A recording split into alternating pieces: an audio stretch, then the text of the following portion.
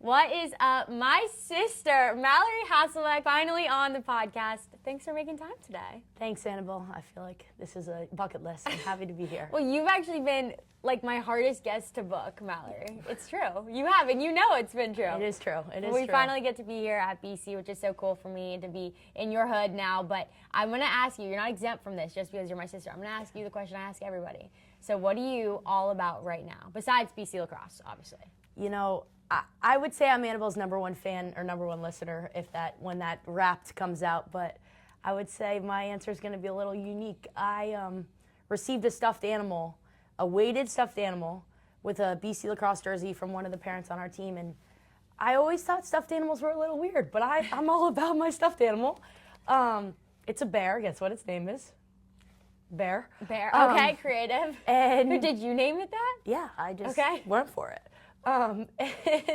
And yeah, I'm all about my stuffed animal bear. Your weighted stuffed animal bear. Yeah, in the BC Lacrosse jersey. Oh, I like that.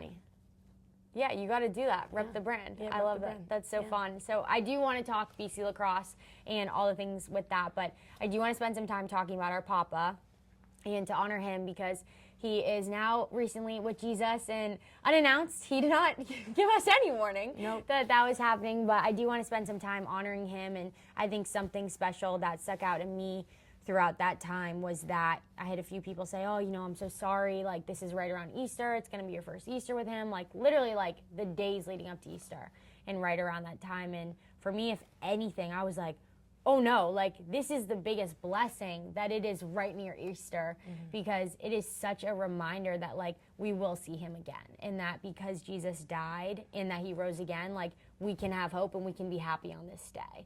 And so for me, I was just like in awe of that timing, truthfully, and also just like so thankful, and it took on such a different meaning. Like this Easter for me was not, oh, get to see family, like maybe get some goodies, like eat some candy, like go to church, like have special time. It was like, oh no, thank you, Jesus, that like this is such your timing, that we have this special reminder during this like really hard time in our life. Yeah, I totally agree, and I think like the coolest thing, like but also the hardest thing was it happened in like kind of like the peak of our season.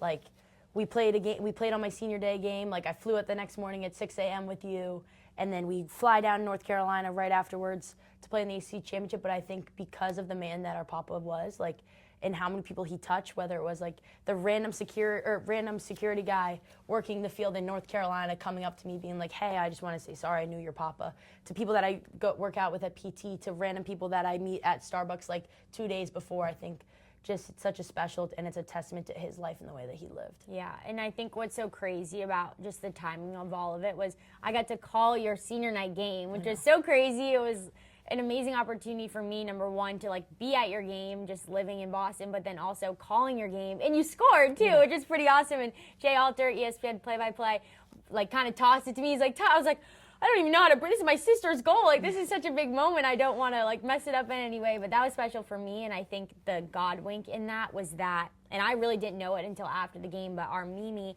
had the phone up to our Papa's ear in the hospital bed. And it was so cool because, like, I got to talk about your game and call it a game that he would have loved to be watching, at that time. And I just think that's only from the Lord, and that was the game that we got to share together in that moment. And man, you drove through 2 people. I was like, oh, here she goes, but it went in, and so it was special. And I just think that's a really cool moment from a really dark time in our lives and in our families' lives, is like the Lord gave us that little, glimmer of joy in that moment. Nothing we say can honor Papa, and do it justice, but I just did want to take some time to talk about him, and I know he is so proud of you and the leader that you've become here at Boston College. But I do want to talk BC Lacrosse because that is what you're in the thick of right now with your season. And BC Lacrosse has been to multiple national championships, right? There have been some incredible girls who've walked through those locker room doors, but just this year, you've been in that locker room more than I have, and you've been around these girls every single day. What makes this year's team so special? Yeah, I think every year's team has their own thing and makes their own unique ways, but I think this year's team is so special, and just the energy and the excitement that they bring every single day from each girl. Every girl would say, like, you're a 32nd of this team. Like, you can't have like the team without every single person. And I think just the energy in the locker room, like we walk in and it's not like, hey, like what's up? Like how was your day? It's like a hug. Like I get a hug from every girl. Maybe it's because my locker's Who right gives by the the best door. hugs? Alexa Kenny. Yes, I was going to say, automatically. that's what I had in my Yes. head. Yes. When you said hug, I thought Yes. like Alexa, like who gives Like, you? but it's just like a thing that's like not normal. Like we're not like we're trying to do something not normal, and I think the way that we love each other and just hang out with each other isn't normal. Like I don't know about you, but I don't give a hug to everyone I say hi to, but. But you walk in the locker room and you see these girls every single day, and that's what you're doing. Yeah. But I think it's a testament to, you know, you're going to battle and you know you're going to war with them every single day. You're like, hey, here we go. Like, let's get ready. And I love that because I think it really translates to on the field. And even just like walking through the hard with Papa recently, like it was so cool for me. Like I couldn't fly back from the funeral with you. Like you had to fly to Charlotte right for the ACC tournament. I had like just guilt in my heart for like, oh shoot, like I wish I could be with Mallory right now. And like it meant the world to me that I knew what girls you were stepping into and what coaches had your back and like who was there for you in a hard moment. And so I think it's just cool to have this group of girls who can be there for you like outside of lacrosse too. Yeah, I think it's like you can say that you're a family all you want, but really showing up for people in those hard moments. And it's things I won't forget, from like Jen Kent, one of our coaches, calling me while I was at the hospital in Nashville, or when I get back, I literally leave it was like a scene from James Bond. I'm like leaving the burial, saying goodbye to everyone, like nonstop. I didn't even get to say bye to you. I know, You texted me. it was like then you're like, can you send me any photos from today? I'm like, dude, my because I phone's, wanted to like, reflect dead. on Yeah. it, but and I felt so bad because I knew you were on the plane wanting to go through your know. phone. I was like, I just can't right now. it's all good. It's all good. But it was like I got in the Uber and I made it back, and our head coach was standing outside the door at like late at night when I landed with her 10-year-old daughter, just there to give me a hug. And I was just like totally needed it. And then I show up in my room, and my roommate for the trip and a couple girls on the team were in the room. They had snacks and just cute little notes. So I think it is true. It's like the people that show up for you in those big moments, like whether it is on the field, but it's also off the field, which is what makes it so special to be part of this team. Definitely. And I'm lucky that I got to be your teammate for many years, not just here at BC. We played on like select basketball, misfit soccer. the misfit soccer, like all the things. And I think something that's so cool about you is that you never specialized in lacrosse. Like, yes, you are on one of the best teams in the country, but that was never like only solely what you did. You played 3 sports in high school. You tried to be a football player when you couldn't even play tackle football. Mallory would show up to my dad's games literally with a helmet on. He told me once, like it was a week before a big game. I'm probably 7 years old, and he told me, he's like, hey, like, someone goes down, like, I need you. And I'm like, I'm ready. So I showed up, full helmet, full shoulder pads. Some wide receiver actually goes down, and I run from like the top of the family section all the way down to behind the bench, and I'm screaming, I'm ready, I'm ready. My dad's like, oh my gosh. I don't know her.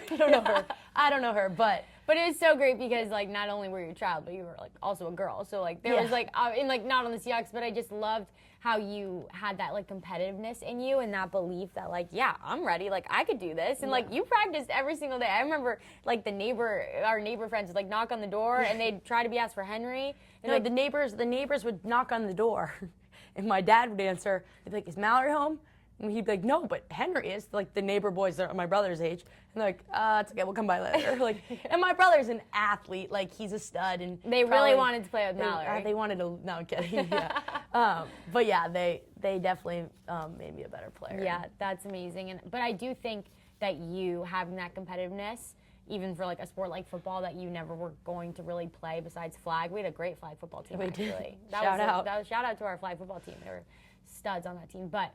Annabelle was the center. Sometimes I got to be quarterback. Yeah, all right, I was working with the star power Mallory Hasselbeck, so I had to play center. Anyway, no shame. We love Drew Kendall. Super excited for you at the Eagles. Yeah, shout out. Anyway, I think what's really cool about your athletic career is that you didn't specialize in lacrosse and that you playing field hockey all in high school, hockey in high school, and then lacrosse in the spring, like really allowed you to have a high sports IQ. So how do you feel like that translated into your time at Boston College? Yeah, I think not only does it just like make like when you're playing your sport more enjoyable because you don't burn out as a kid. I think you can take so many things from what you learned playing. Like I was a basketball player at heart. Let's be honest. I just used to be so short. Could drain a 3. I used to be so short, so I'd cry every day to my dad, and he was like, "Don't worry, you'll grow, you'll grow." And then I found hockey, and then I grew. So it didn't really timed up, but God's plan.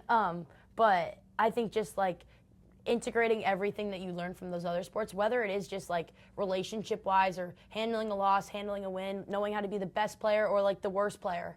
Like I would go from playing lacrosse and we would have to score like a couple goals, otherwise our team would lose, and having that stress of it. And then you go to hockey, and my job was to lose my voice cheering for my teammates. And you did. And I did. did that well. And I did. And now I can't hit a high note because of it. My vocal cords are ruined. But I think just like learning so many different sides of it being on a team really has helped me at BC. Definitely. And just like learning that, right? How to be like the superstar, but also how to be the best cheerleader on the bench, kind of foreshadowed like what you would experience at Boston College. And I mean, you've been an absolute warrior, like a battle warrior who I would run into battle with. I think a lot of girls on your team would say the same thing, as I'd be like, yep, following Mallory. I'd follow Mallory wherever. But it's a testament to how you've led in both moments.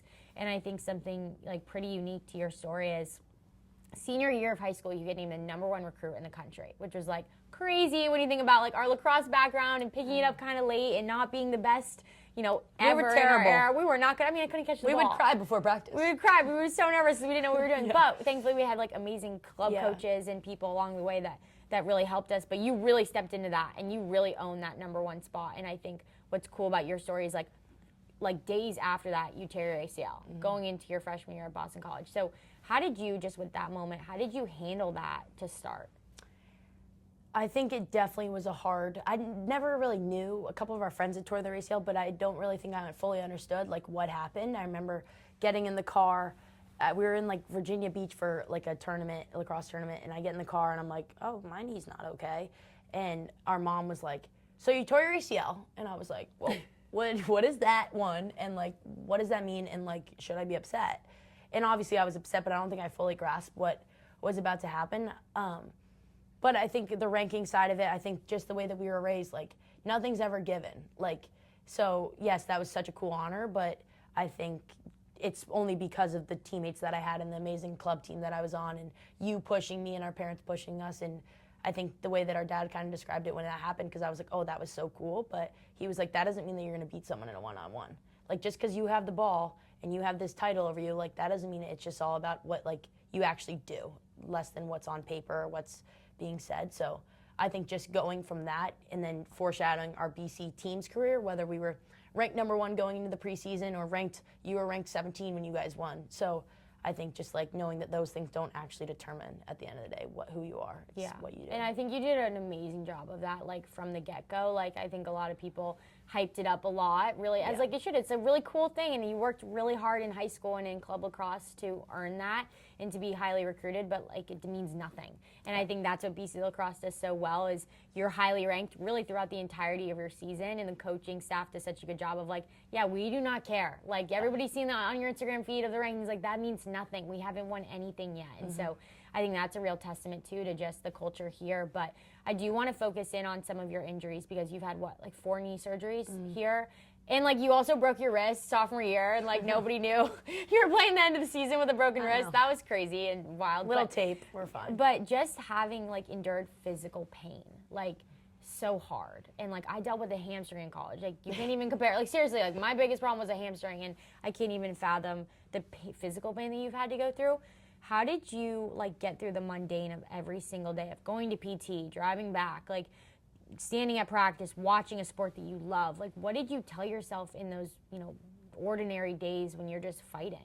Yeah, I think it was definitely a progression. So I tore my ACL senior year of high school, so missed field hockey, ice hockey, lacrosse. Totally missed it. Showed up freshman in the fall. I'm kind of going fast because it's a long story. We got a long timeline, but I'll summarize it. But basically, show up, I'm healthy, I play my freshman season. Sophomore season, I'm shooting before an exam in the winter and pop my knee. And I was like, oh, that's not good, but whatever, it's fine. I played the whole season on torn meniscus, end up tearing it a little worse towards the end of the season, finish out the season, have a broken wrist. And just because a broken wrist and I play lacrosse. Just because I had a broken wrist, I was like, you know what, like, I'll get the tiny surgery. It's like 6 weeks. It'll be nothing. It'll be fine. Like, my wrist is kind of jammed up anyways. I'm in a cast. Like, might as well. It's the summer. And they go in there and they're like, how are you able to walk, let alone run and play lacrosse on this for 6 months? Like, we got to do a full repair. So I go in thinking it's 6 weeks. I'm going to be fine by July.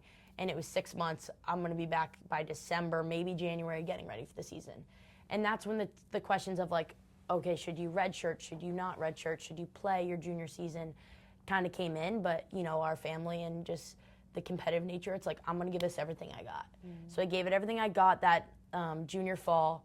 Like, would stand on the sideline and then run laps around the field when I could, and then stand on the sideline and run laps around the field when I could. Basically being Annabelle's personal coach. Yes, that is true. But it was great because her lacrosse IQ is so high, so it really helped me out. I was like, if I'm not on the field, you are me on the field. So if she would mess up, I would get a little too upset. I got to a point where like I would do something and then I'd like immediately turn and like sometimes you wouldn't be there, like, oh, I have a little more time to like just chill and think about what I should have done. No, Annabelle was great. It was good. But then senior year, so then I end up coming back that December of my junior year, and I'm giving it my all, and like the day after Christmas, my knee just rejected itself. Like the repair rejected itself, and I end up having to get another surgery. So I decided 9 games into the season, I was like, you know what, I'm gonna redshirt. I haven't had a full season of health, like I haven't had a fall and a spring, so I redshirted, and it honestly was the greatest blessing that's ever happened to me, and I will state it, like I will make that decision again and again, just because like the things that I learned from being sidelined permanently, like I think it's a little different when you're injured and it's like you can't go in the game, where like you can play and it's like they're just not putting me in the game. Like you have a full new perspective of your role, one, the way that you have to treat your team, not the way you treat your teammates, but like the way you have to go about things, because you're not the one on the field, so you can't be like, hey, you should have caught that. It's like, yeah, bro, you're not even on the field. And so it was definitely a good learning experience. And then following it up with the week of the Final Four, I'm feeling great. I'm finally practicing. I get to be like scout player, so I get to pretend to be the best player on the other team. But you were. She comes back and is like balling out. I was playing some of the best lacrosse I ever played, just because I was playing free. It's like you play fast, you play free. That's what Annabelle texts me before every game now. And slow is fast. Slow is fast, fast is smooth. And smooth. Wait. Slow is fast. Slow is smooth. Smooth is fast. Yeah. Slow is smooth. Smooth is fast.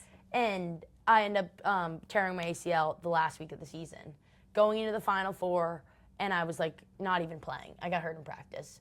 On your redshirt year. On my redshirt year. And showing up to the national championship on crutches, have a knee brace, being told like, hey, if we win this thing, like you can't run to the huddle, like, and I think that was just like definitely a heartbreaking moment, but it also, because of the way that I had grown, I think if that had happened to me freshman year of college, I would have reacted to the situation completely different than I did as a 21-year-old going into that senior season. Yeah, that's a lot. And I got a front row seat to all of that. And you handled it in such a servant leadership way that is so impressive, and you really took it head on, and you never had this woe is me. And if anything, you were like, hey, I just need you to maybe you were so motivated with yourself. There were sometimes you'd be like, I just need you to feel for me right now. I don't need a solution right now. Yeah. I remember you would always tell me that. And so I'm like, okay, how can I make you feel better in this moment? But you were so good at knowing what your goal was and knowing what you needed to do for the team. I mean,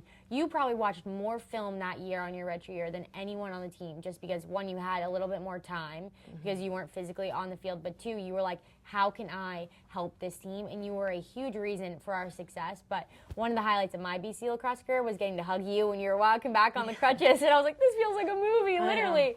But that was just special for me. And so I guess for you, how did you lean on your faith throughout that whole time? Because, right, you can read a good quote or listen to a nice song. You can have people hey, it's all going to be good. Everything happens for a reason, right? Yeah. But, that, you just faced some really hard trials back to back to back to back.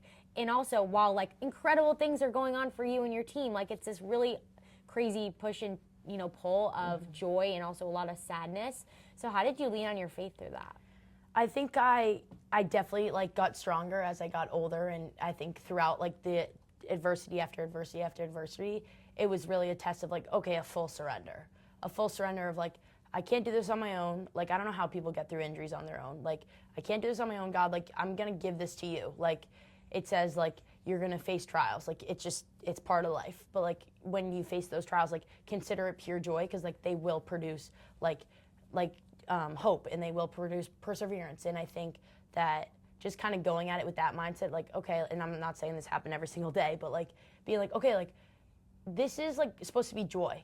I'm supposed to produce pure joy, because of my circumstances. So, before games, I would write on my hand, joy, and then I switched it to my left hand, so I had to write with my offhand, so I just did a smiley face because I couldn't do it with my offhand. But just a good reminder of like, I have to be like pure joy, because that's what this is. And if I'm going to truly say that I believe like what the Bible says and I believe in God and I fully surrender to him, then like I'm fully trusting that like what I'm going through, even though it stinks and even though I can't even lift my leg or I have to learn to walk again or I can't even play spike ball after practice with my teammates, like play the sport I love, I'm going to find a way to make a positive thing out of it. Yeah, it's hard too when you have this expectation of what your college experience is going to look like, right? And what your athletic career is going to look like. And it's just so different, but it's so beautiful at the same time. And I think for us too, like we got to play BC Lacrosse together. We weren't on the field together that many times, but the one time that we were on the field together, I think it was my sophomore year, your freshman year. Is that right? It was against Duke. And there was a 8-meter pass. It was against Brown. Yeah. And there was an 8-meter pass, and I remember you getting be on the 8-meter, and from my perspective, it was like, this is sick, we're on the field together for the first time. But then also, I was like, oh, she's gonna score this goal. Because Mallory's an attacker, like she wants to score the goals. And you ended up passing it to me. For people that don't know lacrosse, an 8 meters is similar to like a free throw, where like you kind of take it yourself 95% of the time. Like 99%. 99% of the time. But if someone's wide open, you have to pass it to them. Otherwise, it's like, bro, why didn't you pass them the ball?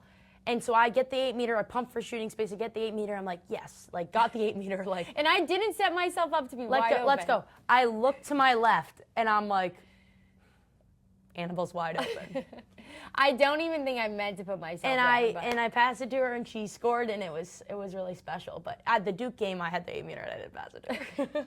Is that what it was? Oh, yeah, that's what I was thinking of. I was still right She there. wasn't open. She wasn't open. I was not open, but I just think that was a really cool moment for me too, because of both of our lacrosse careers, we weren't able to be on the field always at the same time, and that was really special for me to see you dominate in that moment, and when you scored on senior night, but then also how you really led our team when you were on the sideline, and just helping out with plays and helping out with film and like running the scout team when you were healthy, on your redshirt year. And I think there's a huge lesson in that, to like not let your circumstance dictate your role on the team. And I guess because you've just worn a lot of hats for that, what advice would you give, and how do you feel like you can still feel worthy and like valuable when maybe you're the girl on the crutches? Yeah, I think like they call them like your hidden years. Like you can't, and something you would always say to me is like, you can't let your hidden years like go to waste. Like, so what? Like this happened to you. Like and it's kind of a harsh reality, but it's like you're injured, but when your time does come, when maybe you're not even hurt, maybe you're just on the sideline, like, and your coach called on you, like, are you going to be like, I was standing on the sideline daydreaming or talking to the girl next to me instead of being focused? So then the coach calls on me and I'm like, I don't know what offense you're running, or I haven't been studying the defense, so I don't know what that crease attack girl, her tendencies are. And I think just kind of taking it with that approach of like, this is almost putting in something, a theme that our team has this year, is putting money in the bank. Like, no hard work or any investment you do ever goes to waste. No sacrifices ever go to waste. And something Acacia says is that like every day if you work hard, like you put money in the bank, you're stacking hay in the barn. So then that day comes where you need to cash out and you're like, okay, like I worked hard for this, I'm prepared for this, and you can lean on your preparation. Like that was what it's for. So like know that no sacrifice you make, no hard work, like, and you might never see the benefits of it. You might never see the rewards of it. Or you might when you get called into a game and you're like, oh, I'm prepared for this. So just stay at it and stay trusting the process, because it'll happen. Money in the bank. I like it. And I know that's something that you said you guys have really rallied behind, but what does that look like in the locker room? What does that look like with your team? How have you guys surrounded that? So after, like, usually to start the practice, we're like, okay, we got to put money in the bank, like a big practice, or maybe we just had a tough game or like didn't perform to our very best. We're like, today's the day we're putting money in the bank. And if at the end of the practice or after a big game, someone was just like stood out, like a girl had like 5 ground balls or a couple caused turnovers or just led the team in assists or hustle plays, like we'll turn on a song like Bills or I Got Paid or, one of those fun songs. And we have these fun glasses that Annabelle got me actually for Christmas, just in my stocking. If you see neon and you have anything to do with BC Lacrosse, you kind of got to buy it. You do it. It's like kind of a thing. Yeah. And we do that, and they put the glasses on, and they walk around the locker room, and they put the money in the fake money in the bank, which is kind of fun. I love that. That's so exciting. And just looking at BC Lacrosse this year and, the ups and downs that you've had throughout the years with your injuries, has there been a moment that's really stuck out to you when someone, maybe on or off the team, has really encouraged you that's just left an imprint on you? I think you're the number one influence. Well, that was not why I asked the question. I think, Annabelle, you just were such a faithful servant to your teammates, no matter what. Annabelle scored in the national championship game her freshman year. They called it back. She might have been in the crease, but I don't think she was. But she goes from doing scoring the national championship game to also being the person that picks up the balls after practice without even asking, putting a little note on a girl's locker. And I think just being that type of teammate, whether you're the best player or you're not, or you're busy doing an interview after practice or you're cleaning up the field, I think you never wavered in the way that you treated your teammates and you made them feel. And I think that's a special thing you never remember how many goals someone scored. You always remember how they made you feel. And you're a number one all time. That's very sweet. All you didn't American. answer my All American. And Mallory does. How did someone encourage you? You encouraged me by the way you lived your life. I appreciate that. Yeah. That's very sweet. But I just want to know from you, because I haven't been here on campus this year, right? You've been here with these girls and with this school, but how have you found moments of joy in hard, right? Because you're still battling injury throughout this year. Maybe it was a person, maybe it was a verse, maybe it was something that you go do. Some people like to walk the res, some people like scoop and scootery. Choose your character. Yeah. I like both. But what has been something that you've really stuck to that you feel has encouraged you through this specific season? I think because this season has been such a high, it was a low, then a high, where didn't play the first couple games because I was still coming back from my ACL, and then I get cleared and I get a play. And it's kind of a test of your faithfulness and what you truly say. It's easy to cling to the Lord when your times are tough and you're in the choppy water and you're I need you, God, help me out.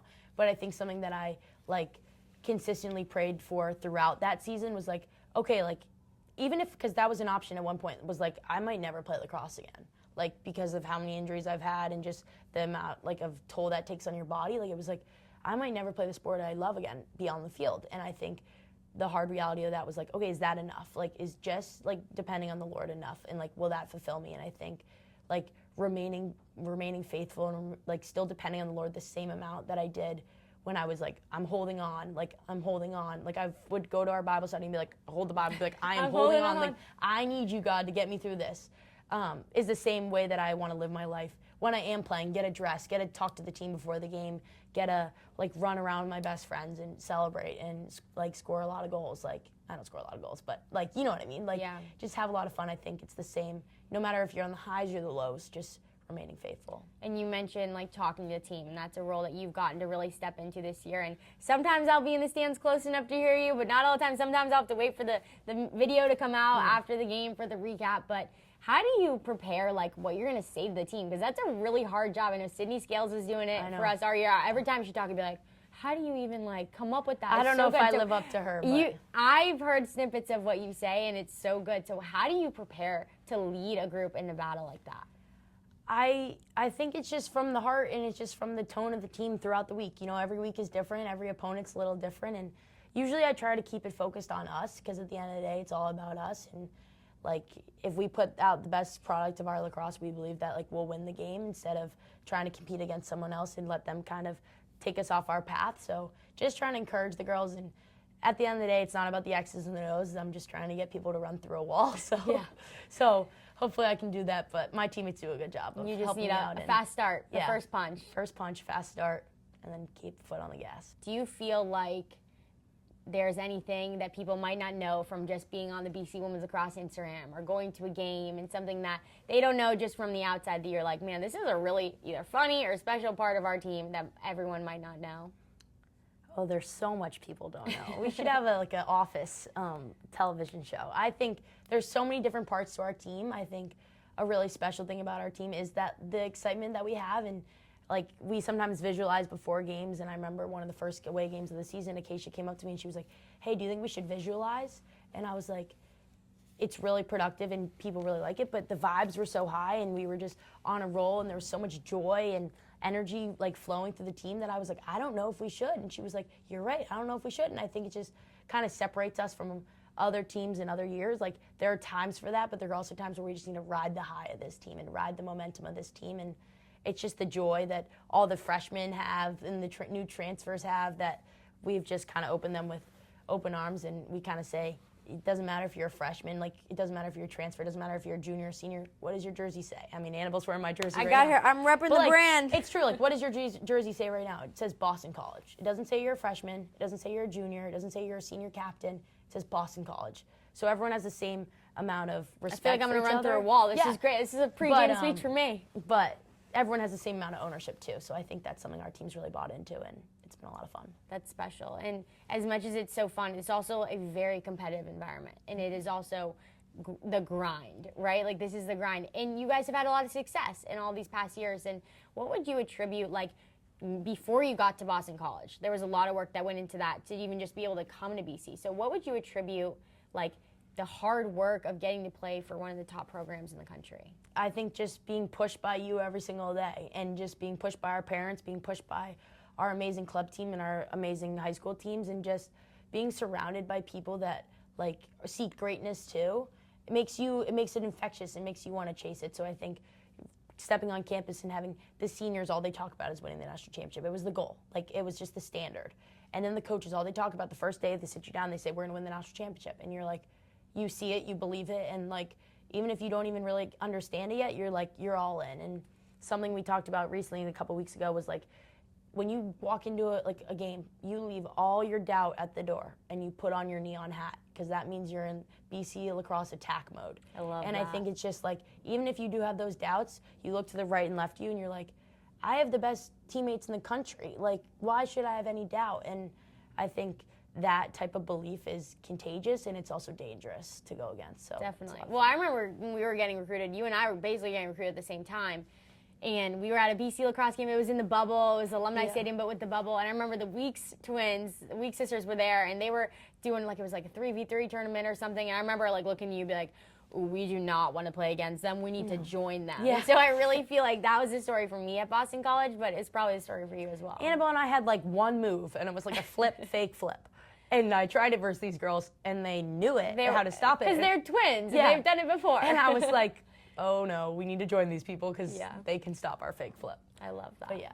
They're great. And that's what I think the most special part for me about BC Lacrosse was, like, yes, it's so cool to leave here with championships, but also, like, the relationships that you build. Like, even when you were playing every game that you guys play this season, our whole senior year group chat is just talking about what's going to happen next, what play are they going to run, what's going on. Like, it's really fun to still be able to be a part of it in that way. Yeah, our team always jokes, we're like, it's so crazy how our coaches did a really, really good job picking our bridesmaids. Yes. Like, how crazy is it that they picked a random girl from Rochester, a random girl that lived 30 minutes down the street from me that I didn't even know, random girls from all over that, like, will one day, like, be in your wedding you're going to tell your kids about. So I think it's just, we always joke, like, good job, Acacia, good job, Yeah. Jen. Like, you did a good job.